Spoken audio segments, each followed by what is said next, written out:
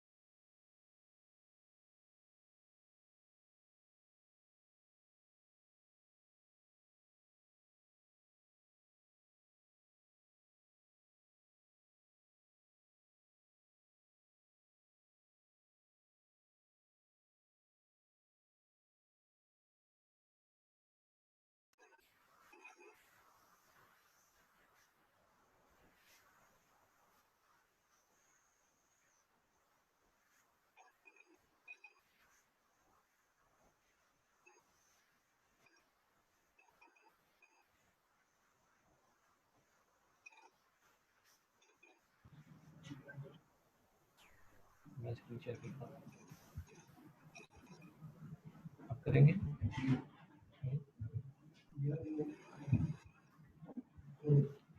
यहाँ से screen share करें, स्क्रीन शेयर करें आप, फिर आपने कर दी?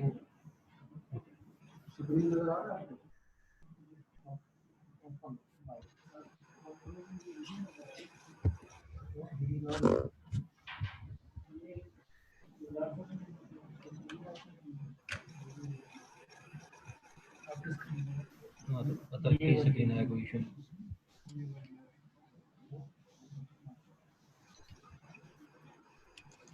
आप शेयर करें, मैं शेयर करूँ, बस ठीक है, आप स्टार्ट करें, ठीक है, हो रहा है। मैंने अपना किया नोट, उसमें मैंने क्लोज कर दिया, मैं तो बुझा ही है, स्टार्ट करें।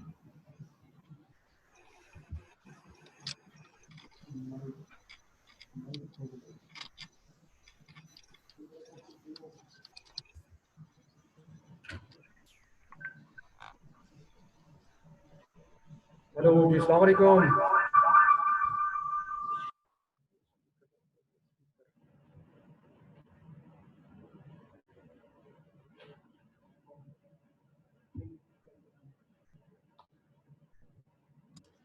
Hello everyone, assalamu alaikum, how are you?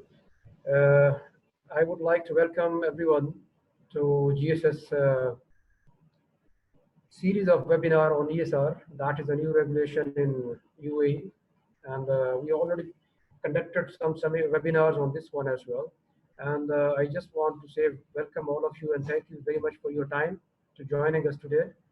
And what the specific topic we already been discussed on some ESR overall in general for the overall UAE as well. But today's topic will be overall, but we will be more specific to the DIFC and DFSA. That will be value addition and that will give you a lot of information about the specific rules and regulation for the DAFC as well. So I would like to say thank you very much, guys, for joining today. So today the agenda will be just like the key term and abbreviation, and the more specific we will be for the BEPS and OECD. We will just discuss about something BEPS, why this ESR law came into effect in UAE, and the background of the ESR as well in UAE. And we will discuss about the scope as well, that what is the scope of ESR and which companies and which entities or which activities are involved in that one. So that then we will discuss about something about the meeting requirements, whether you are in the, if you are in the scope and you are requiring the substance, the test as well. Then reporting and due dates we will discuss here on this one. And the non-compliance and risk, that is very important topic that you can just see if you are working for some specific companies and for some specific, the individual as well, that you can see that what are the non-compliance risk and the issues as well. Okay, then we will discuss about how we can just assist you for the value and how we can just give you the value addition in this one. Okay, this is a brief introduction for myself. My name is Muhammad Athar. I'm chartered accountant ACCA and certified introvert. I'm head of introvert and compliance issues as well from GSS platform. So we are working since 5 years in UAE in this market, and we are growing, and we want to share the knowledge on in the series of webinar as well. That will be value addition for you guys. I will just give mic to Mr. Gulzar. He will just introduce himself, and then he will take you to some slides to give you some basic ideas about the BEPS and the ESR regulation as well. Then we will be in touch. If you have any questions, feel free to write some questions, any question on this one. We already have some questions. Frequently asked questions that will be shared with you at the end of the webinar. And if you have specific questions, please feel free to ask questions in the chat as well. Thank you very much. Now I will give it to Mr. Gulzar. Thank you, Mr. Athar, and welcome to everybody. My name is Gulzar Ahmad. I am Associate Member of Chartered Accountant of Pakistan. I have 17 years of experience. I have served different geographical locations, including Pakistan, UAE, and USA. In this webinar, around 1 hour, we will try to cover the complete topic, but if you have other questions, please raise those ones so that we can answer. And along with the question, please write your email IDs as well. Thank you. We can start. There are some key terms to build the concept. We will go through that and then we can move to the topic. We will be using different abbreviations like ESR. ESR means Economic Substance Regulations that are applicable in the UAE. The second term we will be using BEPS, that is very important and it is the base of ESR. BEPS is basically derived from two words, two phrases. BE, base erosion in taxation means. PS means profit shifting from higher tax zones to lower tax zones. Now make it a one. It means shifting of your profits from higher tax zones to lower tax zones in order to avoid tax or in order to erode a tax base in high tax treaties. In short, it is a scheme, it is a tax planning that shift tax from higher tax zones to lower tax zones. In order to avoid these BEPS practices, there is one organization, OECD. It was founded in 1961 and it has 37 members. OECD means Organization for Economic Cooperation and Development. And they have different action plans against these BEPS practices. You can find their site. We have provided the link so that if you want additional knowledge about OECDS, you can go and search by your own. If you need some further information about us, just write an email and we can provide you further information.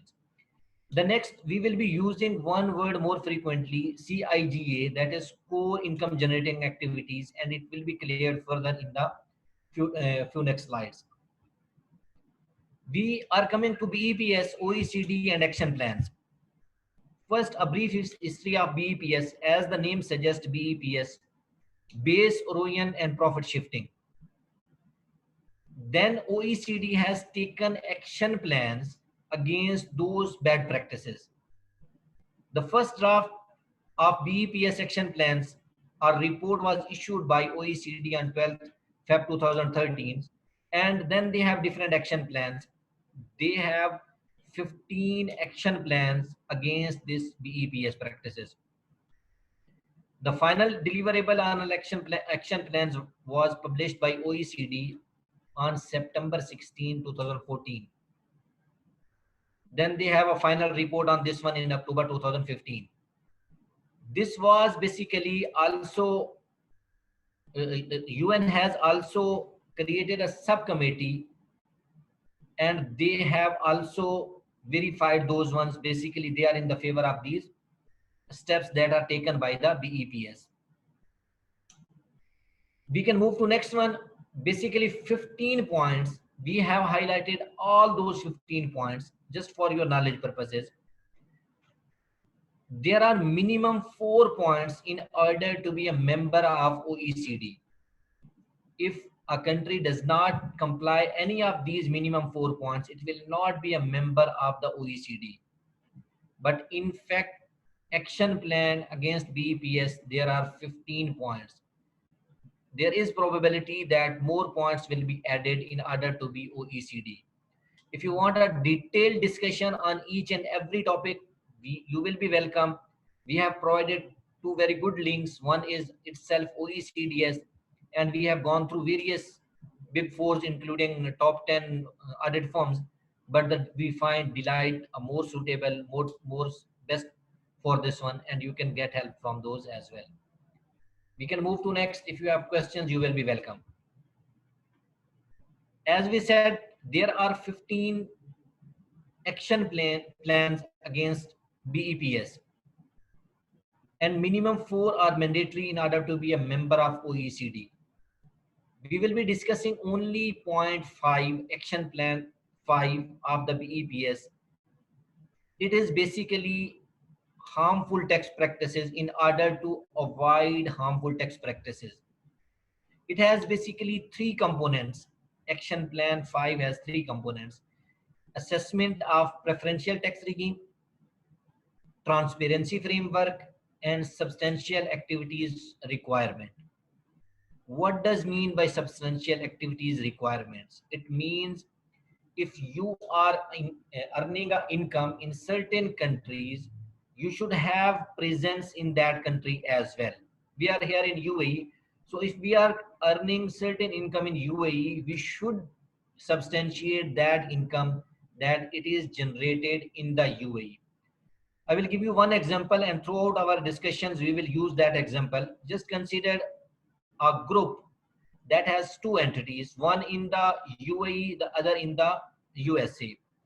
UAE entity charges royalty to UK group, UK entity. So whether we can consider that royalty as income of UAE, or it will be added back to UK entities financial statement and it will be taxed there. So we will use this example. After going through all these presentation material, you by yourself will be in a position to answer this one, whether you can treat this income in the UAE or you cannot treat this income in the UAE, because there are certain conditions that we have to substantiate that those conditions are met, and then we can treat those income in the UAE. So this is basically the whole crux of the UAE, the ESR of UAE. So I will summarize this one. Basically, ESR, economic substance regulation of UAE, the purpose is to avoid harmful tax practices and to substantiate that those income is generated in the UAE. Then we will be using one word more frequently, or it is very important in the definition, the connected person. And that we will also see in the distribution and service center as well. A connected person means a natural or juridical person who is related to one or more natural juridical persons through direct or indirect ownership or control or common control. Suppose I have another entity in the China, so that entity will be treated my connected person. I have one director who is director in the UAE entity and also the director in the China company, that will treat it as both will be treated as a connected persons. So this is the list is endless. There is no specific criteria that this percentage of shareholding or that, no such criteria. If you are directly or indirectly connected or have a shareholding or a common control, then you will be considered a connected person. We can move to next, and for that one, I think you will follow or it should. Okay. Then background of ESR in UAE, as UAE is committed in order to avoid the harmful tax practices, and it is OECD inclusive framework members. So UAE has implemented ESR. On 27 June 2018, UAE have signed multilateral convention. On the basis of that, they have implemented ESR. Then UAE itself has different regulations and guidelines. For your ease of reference, we have provided two categories. One is regulation, the other is guidelines. There are, as of now, there are three regulations, and the most important one is the first one, that is UAE Cabinet Minister Resolution number 31 of 2019. We will be just using a word resolution number 31 throughout our discussion. This is important, and it came into force on 30th April 2019. It was released basically or issued on 30th April 2019, but it is effective backdated from 1st Jan 2019. We will see that what does it mean 1st Jan 2019. Then we will see Cabinet Resolution number 3, that is put on part 3, 7 of 2020. It was released on 19 January 2020. It has just one point. It exempts certain entities that are part of government and that holds more than 50, that holds 50% or more than 50% through federal or emirate level. So that entities are exempt from ESR regulations. Then they have issued a resolution or number 58. It identifies the regulatory authority. The entities listed or registered in different zones, in different categories, they have to report to different regulatory authorities. Like a main land company, if it is registered under Ministry of Economy, it has to report to Ministry of Economy, or in certain cases, there are some other authorities like banking authority, insurance authorities, so they have to report accordingly. Or there are some zones where they have to report like DAFZA, JAVZA, DIFC, and like that one. So these are the three regulations, but the most important one is Regulation 31. Then there are two guidelines issued as of now. One is Guideline 215 and the other is Relevant Activities Guideline. We will recommend that at least you should go through this regulation number 31. That is the key or the basis of this ESR.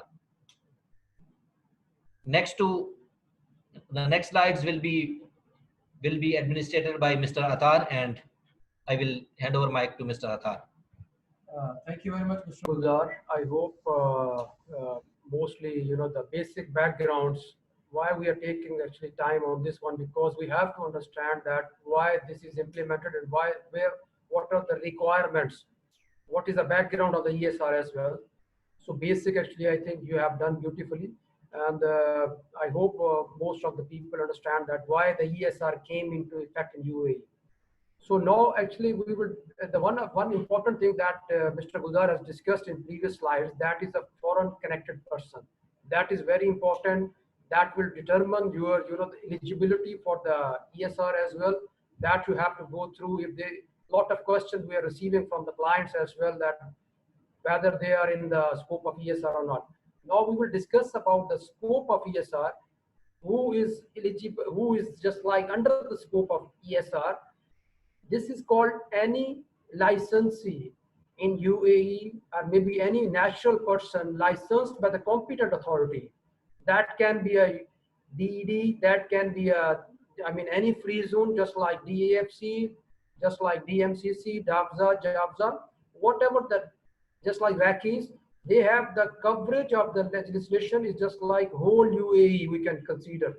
Every company that has that connectivity with the through the FCP, they are under the scope of ESR as well. And the free zones, mostly companies actually mostly are in the free zone. Most free zones they have implemented 100% that they have to go for the under the scope of ESR. They have to go for the notification as well. So these are some sort of the confusion in this in scope is that whether mostly people they're asking whether we are in the scope of ESR or not.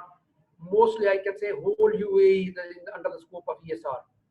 Note for the notification, assessment will be done later, that we will discuss it in the further slide. Who is exempted? Exempted is only on one condition, that is if any company directly or indirectly owned by UAE government or any Emirates, more than 51%, that will be exempted from the ESR as well. Here I just want to mention as well, some free zones, they specifically mentioned that even in those free zones, these companies are not exempted. So you can imagine, just like whole UAE and even some free zone, every company are just like under the scope of ESR. So I hope that can give you some sort of, the who is under the scope of ESR. It will give you some sort of idea as well. We can see the next slide. Thank you, Athar. I just want to add few things in this one. So the first thing, it's applicable carrying certain type of activities that we will see. Relevant activities, who is exempt? Only there is one exemption, the entities where government, federal or Emirates level is more than 51%. But if you are in a DIFC or DFSA, there is no exemption for notification purpose. For report purpose, you are exempt, but there is no exemption. Further, if your company is in a liquidation, it is not liquidated, it is on a liquidation, and you have to file a notification for that. It is a specific requirement for DIFC. And all the entities under DFSA will report to DIFC that will be to their registrar through an online portal. Yes, please.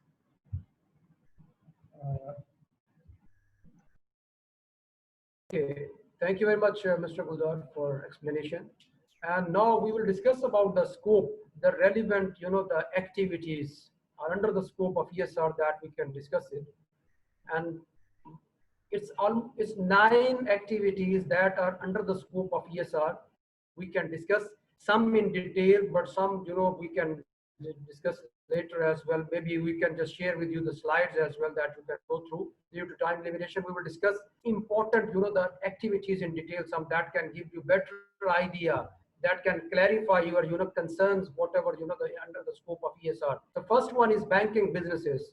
You can read in this one, the insurance businesses, investment funds management, lease finance businesses. Some, they are going for the operating leases, they are going for the, the finance leases. So headquarter businesses, shipping. So these are all, 9 businesses that are activities that are under the scope of ESR that we will discuss in detail in the next slide, that what are the further sub-activities under the suppose banking businesses or the insurance businesses, and whatever the 9 total, and we will discuss it 3 or 4 around in detail in the next slides.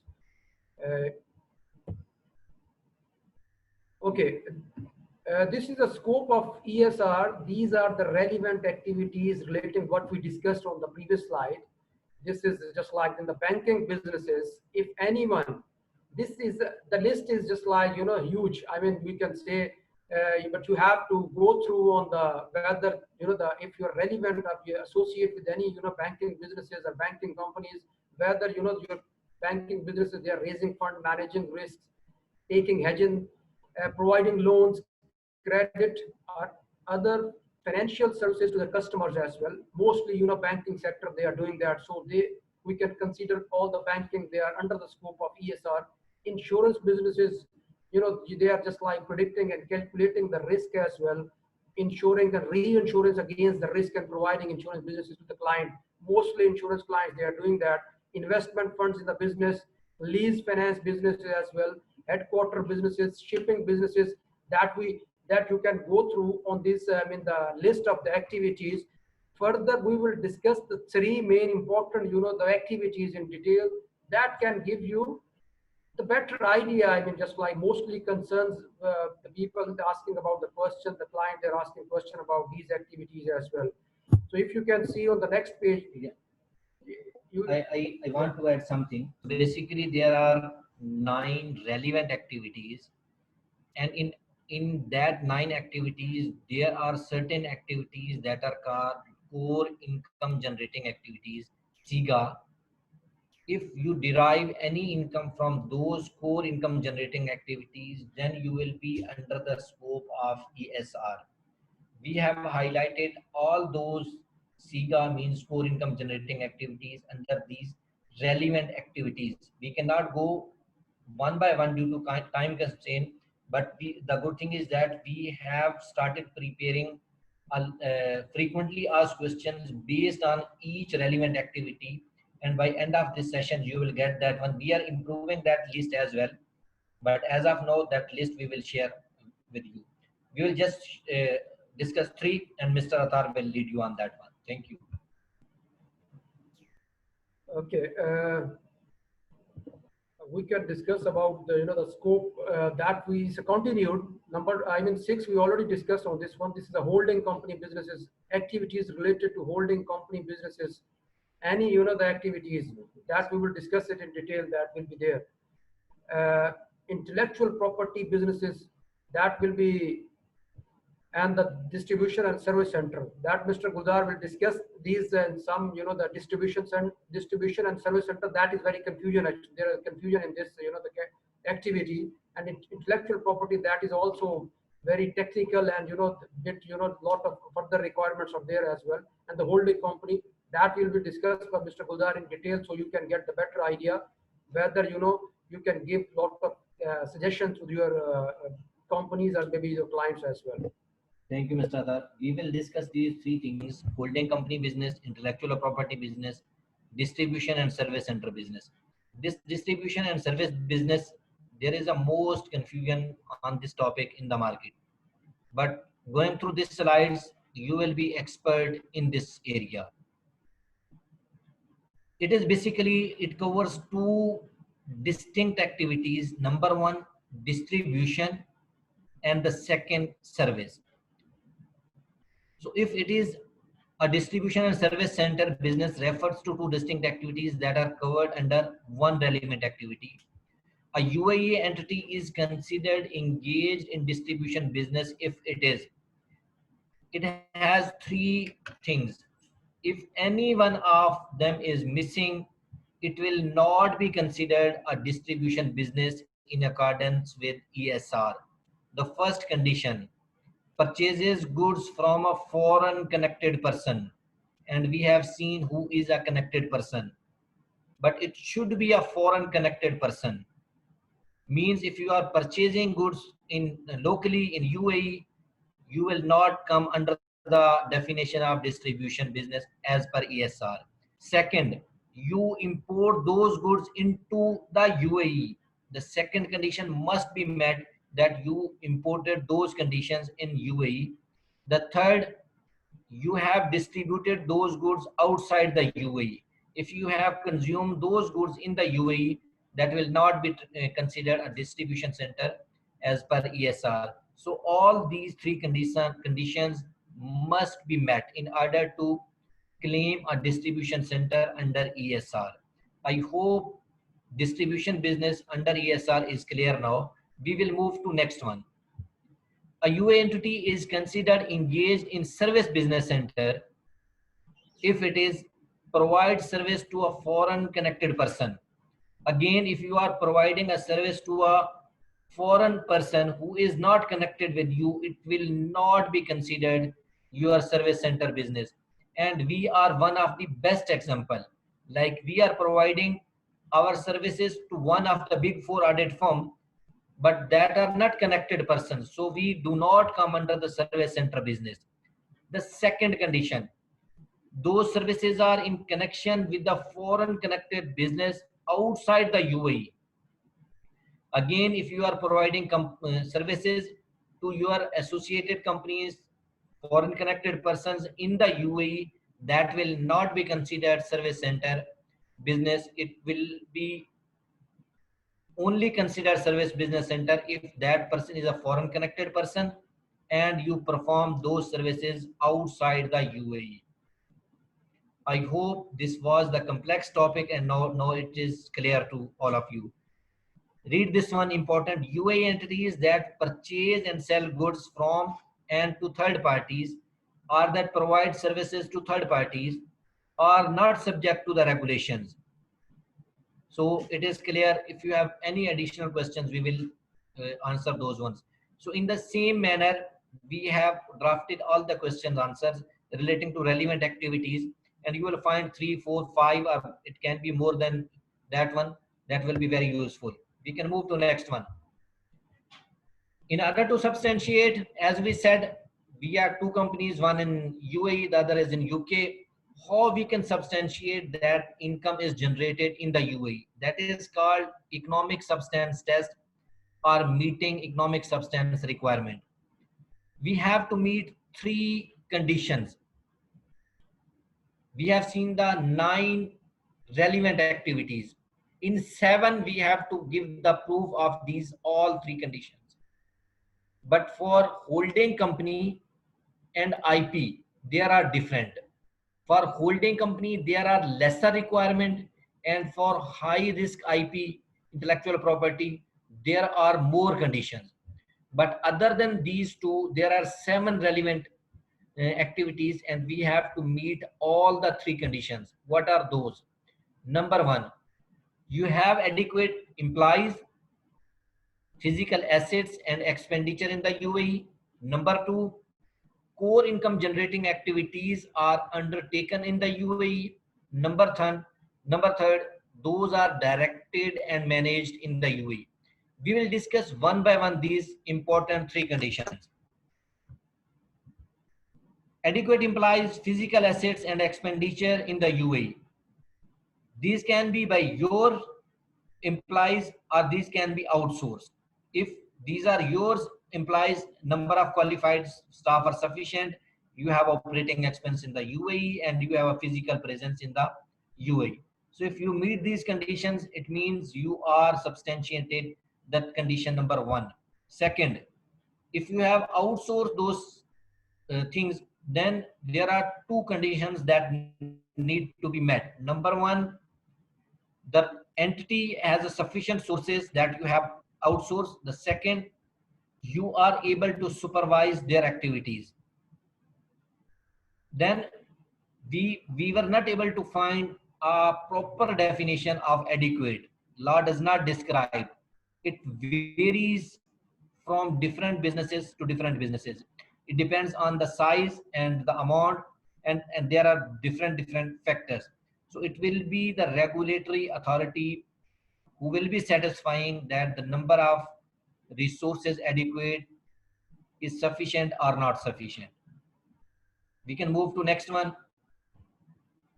The second condition, core income generating activities are undertaken in the UAE. So there is no further clarification required. Those activities should be undertaken in the UAE. But that is not the condition of head office and intellectual property. We will see later on, because this condition is not applicable on that one. Then directed and managed in the UAE. What does it mean, directed and managed? It means you have a presence in UAE, you have a board meetings, you have a board minutes. So we have given the conditions that you are holding a sufficient board meetings, you are taking the minutes of the board meetings, the quorum is present, and all these conditions. You can go through by these ones, and if there is question, you can raise those as well. So these are the three minimum conditions, means adequate implies physical assets, expenditure, core income generating activities undertaken in the UAE, and directed and managed in the UAE. This was for the 7 activities except for holding company and high risk IP. We will see the high risk IP and holding companies. Now come to the holding company, that is,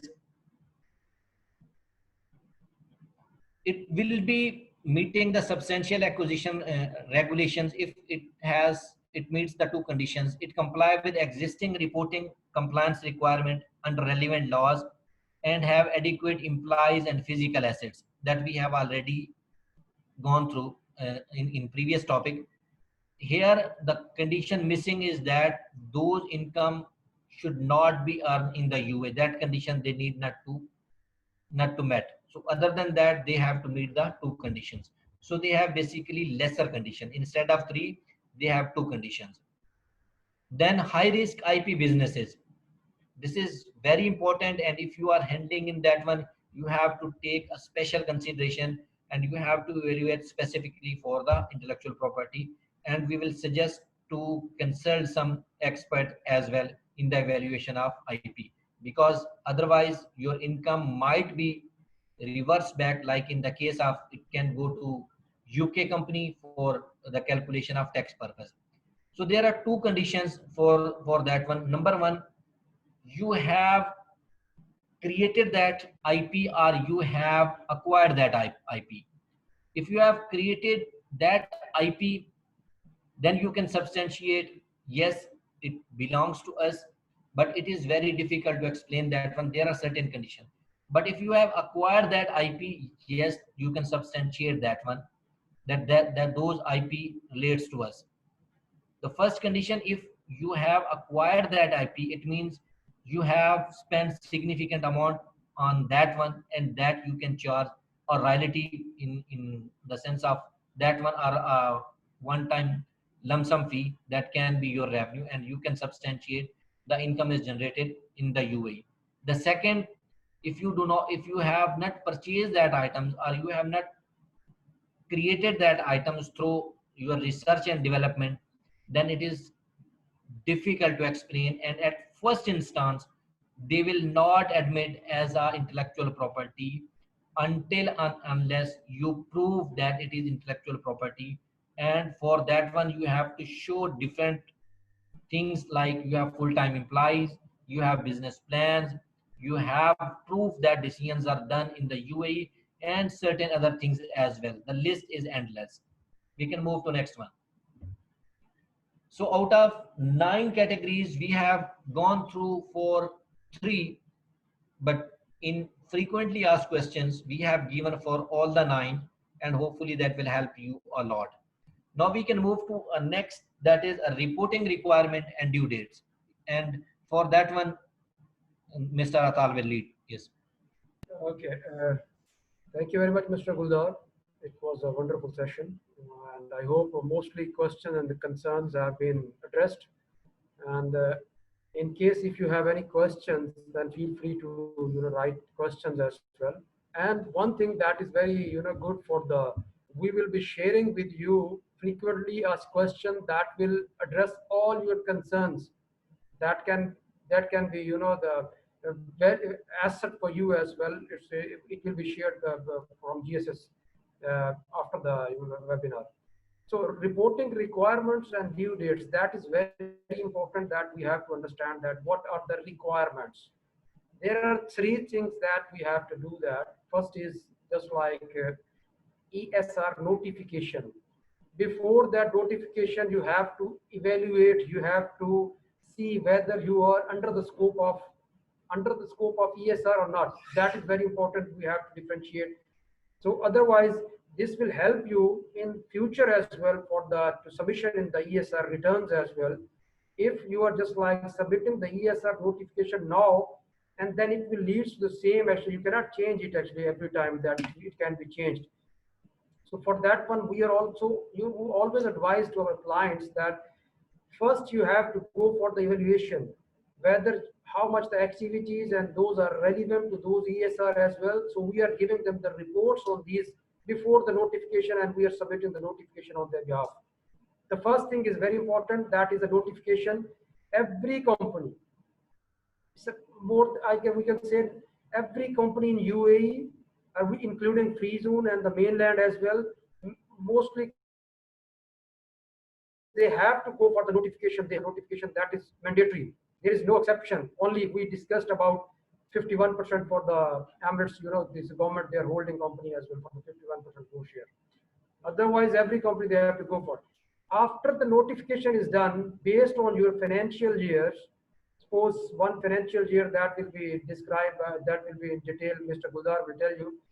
If something, based on the notification after 1 year, you have to go for the return as well. Just like you have to go for the assessment and you have to file a return on the portal that you have complied with the ESR regulations on this one. And then you have to go for the satisfy the economic substance test that Mr. Gulzar already discussed with you, that what are the conditions for the test as well.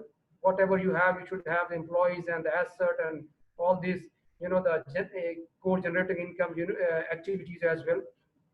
So information whenever is required by the authority, that will be a mandatory, that is mandatory for the companies, they have to give the information as well. And exchange information with the foreign competent authority as well. If we are working in UAE and some, just like OECD or some other, the authorities, they're asking for some sort of, information that we have to exchange as per the law. This is very important that under the ESR, retention of your record should be for 6 years at least. It's a minimum 6 years you have to keep the records to comply with the ESR law. Mr. Gulzar will add you in this one, that can give you more idea. Thank you, Mr. Athar. Basically, I will summarize. There are two reporting requirements. Number one is ESR notifications, that is due for most of the companies on 30th June, but some have 25th June as well. Then based on that ESR notification, you have to file ESR return by the end of the year. That we will see what is mean by end of year. For DIFC and DFSA entities, notification is mandatory for all the companies, including those companies where government or federal or Emirates level, it's more than 51%. There is no exception. The only exception available is that if your company is liquidated before the notification date, then it's okay. Otherwise, every company, every entity, it's regulated, non-regulated, they have to file a ESR notification, and that you can file through their portal. Then you have to substantiate or satisfy the economic test requirement. It will be your responsibility, that we have seen that one. And you have to provide information to a competent authority, foreign competent authority. This will be specifically in the case of intellectual property. Records you have to keep for 6 years, but if the authority will see there is fraudulent activity, there is no limit of record keeping. You might have to retain that for longer period. We can move to reporting requirements and due dates. Along with these sessions, we will not covering only DIFC or DFSA. We will be sharing another slides that is very useful, and it took a lot of our time, but that is real asset for us and it will be asset for you. And I will request Mr. Athar to share that one, the reporting requirement and due date. In that one, we have mentioned the regulatory authority, the companies under that one, how you can file a notification, and the due dates. Basically the third PDF. Yes, go down. So we can go through by that one. Here is it's in PDF format that we will share with you. Like the first one, Dubai Airport Free Zone Authority. Who is required to file? All the companies are required to file. Then Dubai, then the deadline is 31st May, that is gone, but they have not after that updated the site. Then we can see the next one, Dubai International Financial Center, DIFC. All licenses are required to file notification, and the portal is DIFC. It is 30th June and their form is available. So it is a very useful document that we will share with you, so you can find all the regulatory authorities, who is required to file a notifications, how they can file, what is the deadline, is the form available, not available. So you can find all the necessary information in this one. And we have provided the link as well. So we can move to the next one. So let me summarize before we can move to the next one. Basically, we have seen the different terms. The major one was BEPS, base erosion and profit shifting. On the basis of that, there was action plan, 15 action plans, 4 were mandatory from the OECD, and 5th one on the basis of that, that is harmful practices. On the basis of that, economic substance regulation are based. Then we have seen different regulations, different guidelines. Then we have seen the scope. Then we have seen the scope of ESR, that are relevant activities, 9 relevant activities, and under 9 relevant activities, there are core income generating activities as well. And out of 9, we have discussed 3, but for others, we will definitely share the frequently asked questions. Then we have seen the how we can substantiate or meet the economic substance test. We have to meet the 3 conditions, except for holding company and high risk IP businesses. For holding, there are 2. For high risk IP, there might be more than 3. You have adequate implies physical assets, expenditure in the UAE, core income generating activities are undertaken in the UAE and directed and managed in the UAE. That we have seen the further explanations, what does it mean. And now we can move to our slides, non-compliance, risk and penalties, and Mr. Athar will explain.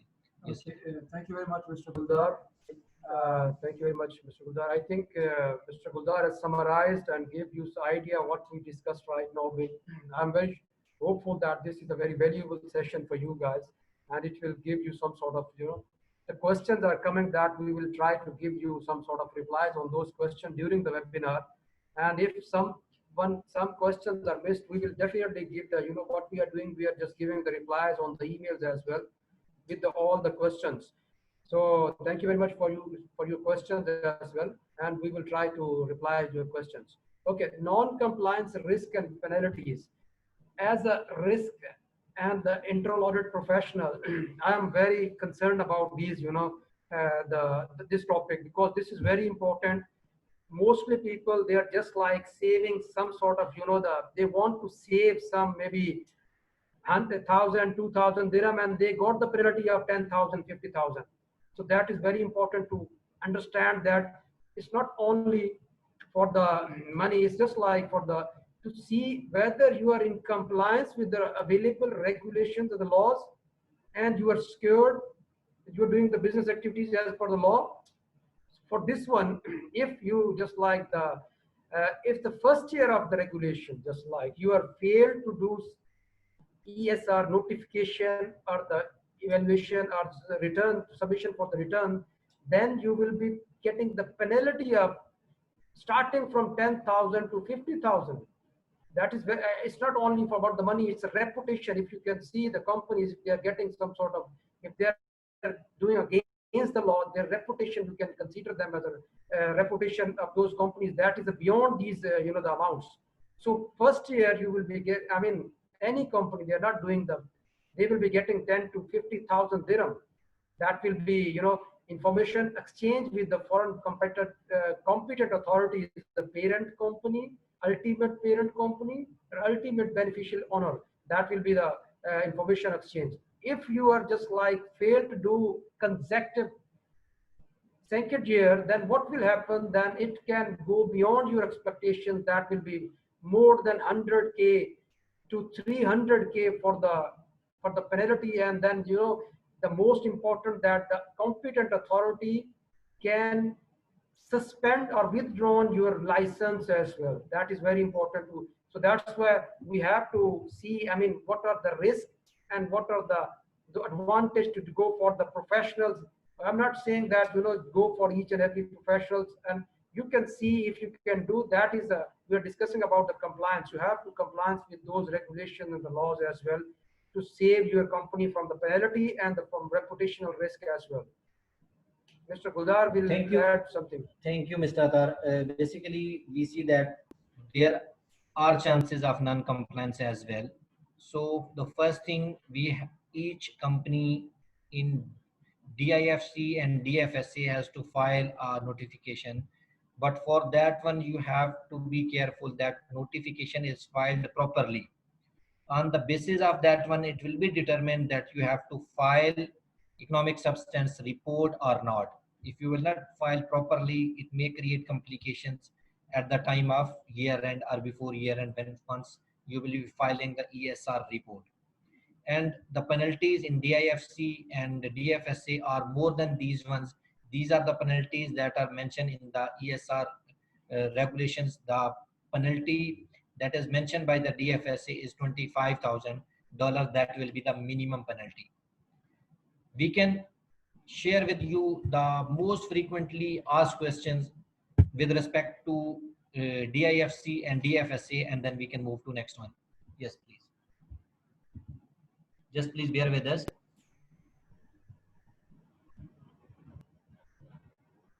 So we will go through just few questions relating to specifically DIFC and DFSA. The first question, which entities, DIFC entities, need to file an ESR notification?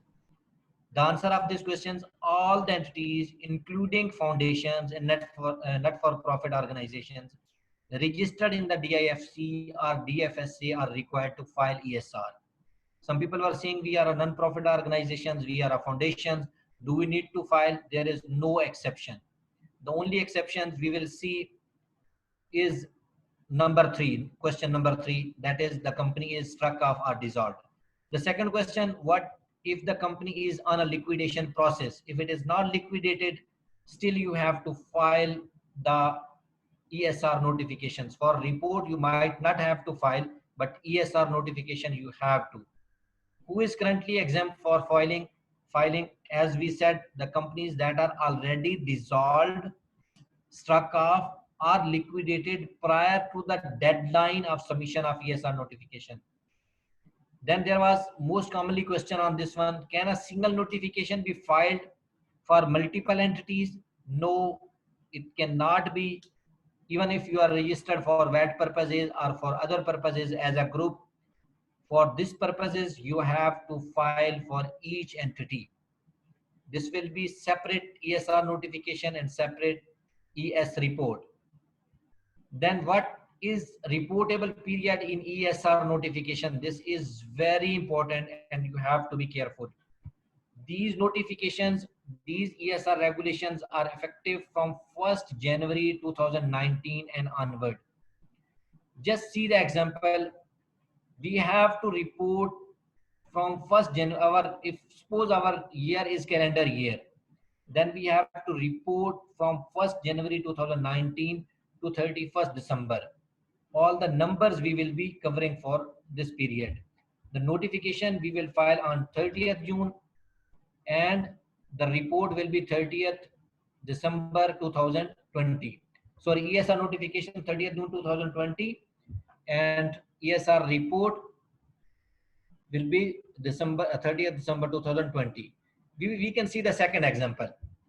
Suppose a company was incorporated on 1st July and its year end is 31st March 2020.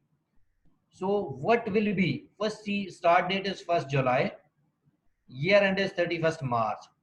ESR notification will be 30th June 2020 because the company was existed on 1st July 2019. But ESR report that it will file on 31st March 2020. I hope it is clear to you. The same way, if you have some other examples and you want to clarify on which calendar year or date it will fall, you can raise a questions. We will take some of the other questions from the audience and we will try to answer those as well. So please bear with us. Yes, there are some questions. Please share those with. Can I have those? Yeah. You said.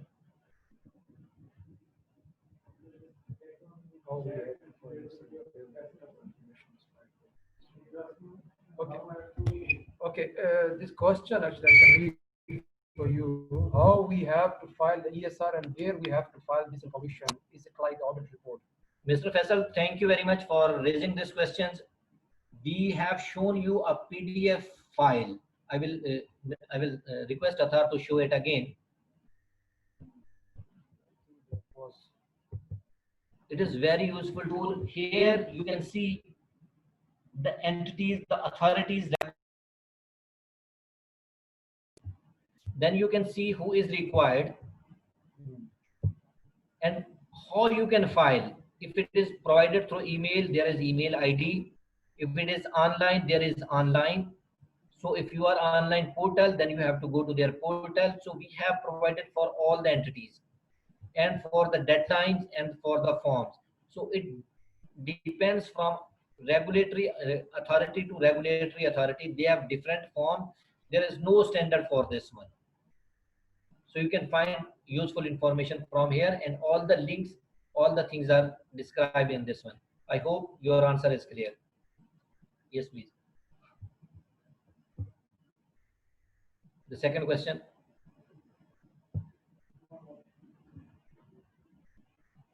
I think this is done. We will just see.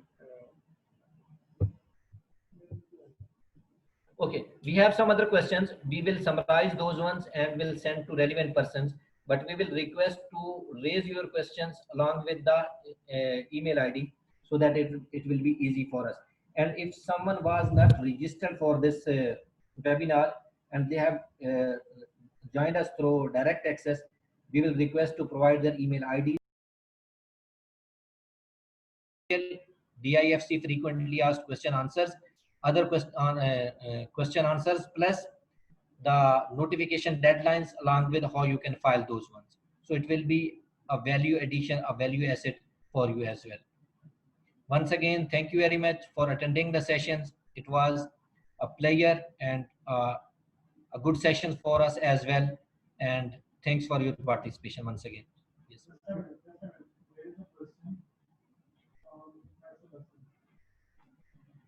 Again, there is one question from Faisal. There are some questions from others, but that will be automatically answered through frequently asked questions. We are not taking those questions.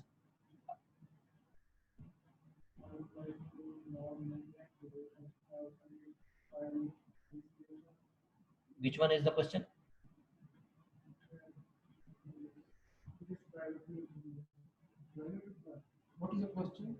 can just. Also, I would like to know mainland Dubai company also need to file this ESR. Yes. Yeah, if see the mainland company, for mainland companies, you have to see whether they are conducting the relevant activities or not.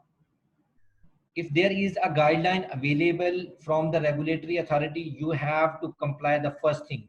But regulatory authority is silent on that one. It means you have to comply regulation 31, and regulation 31 says only relevant authorities, only relevant activities, and in that only core income generating activities you have to file for that one. If you do not comes under that category, there is no need to comply for the notification. So it's your decision, your choice, but in order to in that position you should have a strong evidence that you do not fall under that category. Okay, Thank you. I will add here actually for Faisal. The mostly the companies and the clients, they are going, even they are in the under the scope of ESR or not, they are going for the ESR notification. That is only notification that they are going for, the telling the authorities that they do fall under the scope of ESR or not. So that is very important, that even you can do voluntarily for the ESR, or maybe you can have some sort of assessment report from any professionals that whether, that will be your asset. Okay, we have done the assessment from relevant, the professionals, whether you are under the scope of ESR or not. So I am mostly sure that it will be applicable to 100% that, because mostly, as Mr. Gulzar mentioned, there is some sort of silence on this one, but 100% companies are, it's applicable for the ERSR notification, not the ESR assessment. Only notification might be applicable for each and every one. So you can go for the assessment, that will be, that will help from, you can go from, get from any professional the assessment report on your activities. I hope that can answer the question as well. So thank you very much. Thank you everybody friends, for thank you very much. your participations, and have a great day. We really appreciate your time, and I hope this will be a valuable, the webinar for you guys. Thank you very much. Have a safe day.